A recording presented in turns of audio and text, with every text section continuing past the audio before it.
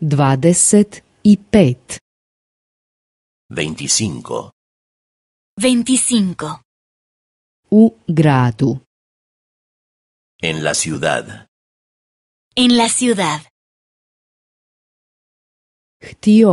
Htjela bih do željezničke stanice. Me gustaría ir a la estación.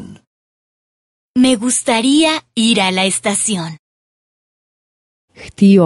Htjela bih do aerodroma.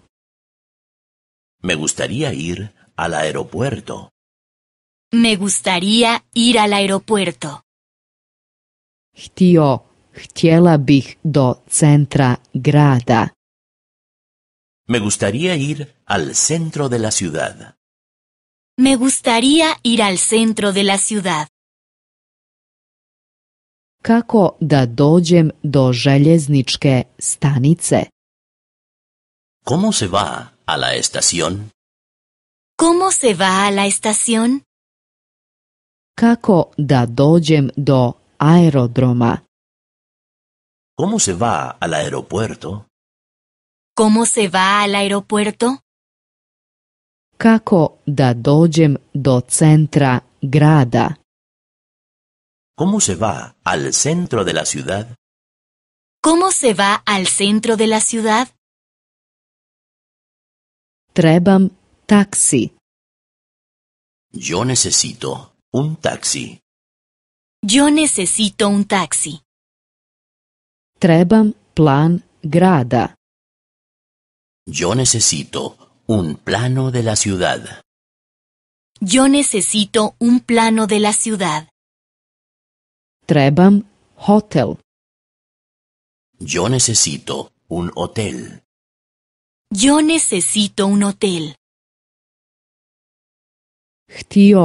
Htjela bih iznajmiti auto. Me gustaría alquilar un coche. Me gustaría alquilar un coche. Ovdje je moja kreditna kartica. Aquí tiene mi tarjeta de crédito. Aquí tiene mi tarjeta de crédito.